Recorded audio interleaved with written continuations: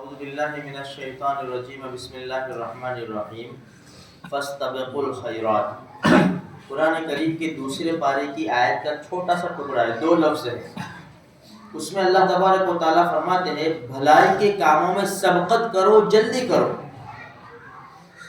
اسی لیے چوتھے پارے میں اللہ پاک فرماتے ہیں وَسَارِعُوا إِلَى مَغْفِرَةٍ مِّن رَبِّكُمْ، جلدی کرو تمہارے رب کی بخشش کی طرف، وَجَنَّةٍ عَرْضُهَا السَّمَاوَاتُ وَالْأَرْضُ، اور ایسی جنت کی طرف، یہ سمجھانے کے لیے کہا جس کی چوڑائی آسمانوں کے برابر ہے، اُعِدَّتْ لِلْمُتَّقِينَ، جو تیار کی گئی ہے اللہ سے ڈرنے والوں کے لیے۔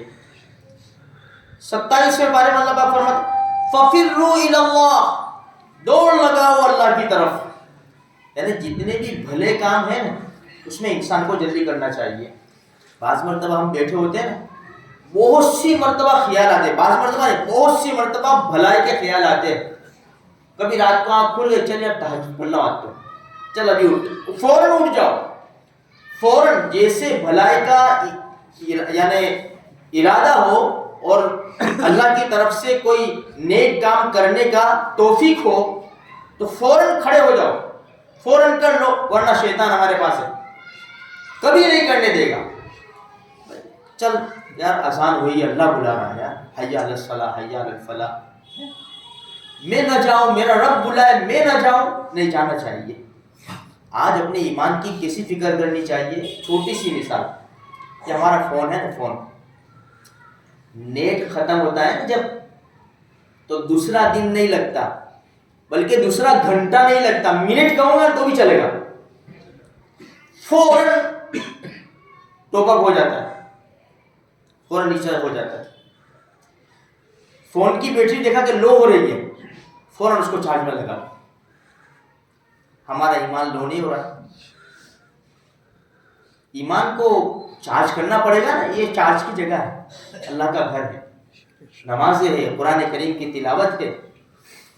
تو جب بھی ایسا خیال آوے بھلائی کا، فوراً کر لو۔ ایک صحابی رضی اللہ تعالیٰ عنہ فرماتے ہیں کہ میں نے اللہ کے رسول صلی اللہ علیہ وسلم کے پیچھے عصر کی نماز پڑھی، ہمارے نبی نے سلام پھیرا اور فوراً اٹھے اور لوگوں کے بیچ میں سے چل دیے، ازواج مطہرات میں سے کسی کے مکان میں گئے اور پھر واپس آ گئے تھوڑی دیر کے اندر۔ اللہ کے رسول نے محسوس کر لیا کہ میرے صحابہ کو کچھ محسوس ہوا کہ اللہ کے رسول نے یہ کیا کیا، تو ہمارے نبی نے خود فرمایا کہ حقیقت میں سونے کا ٹکڑا تھا میرے گھر میں اس زمانے میں، یعنی پیسے سمجھو کہ سونے اور چاندی کے سکے ہوا کرتے تھے، تو میرے گھر میں سونا تھا، میں نے سوچا کہ یہ سونا پڑا رہے، اور تو میں نے اس لیے جلدی کی تاکہ میں جلد سے جلد یہ سونا صدقہ کر دوں، میں خیرات کر دوں، اس کا نکال کر دوں۔ جیسے یعنی ارادہ ہوا، دل میں خیال آیا، فوراً ہمارے نبی نے عمل کیا۔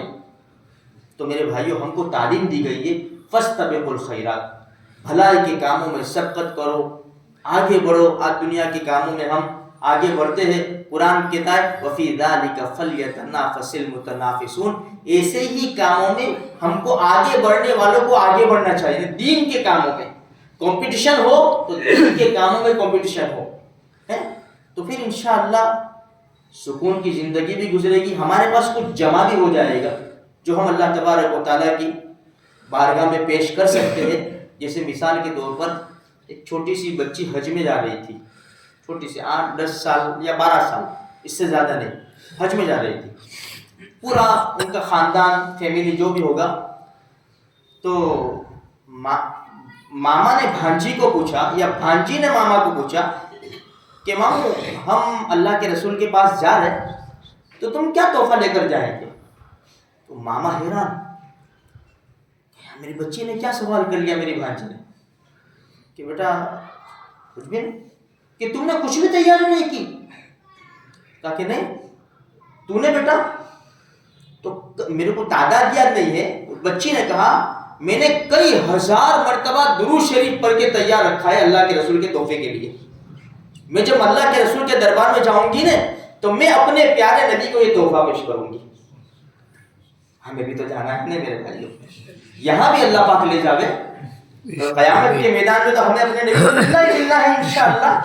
تو کچھ تھوڑا سا سنتیں اس طرح کچھ طریقے ہو جائے نا ہمارے پاس تو ہمارا یہ سر اونچا رہے گا, ہمارے نبی کے سامنے جھکے گا نہیں ہمارا سر, ہم شرمندہ نہیں ہوں گے. اللہ مجھے آپ کو سارے مسلمانوں کو توفیق بخشے.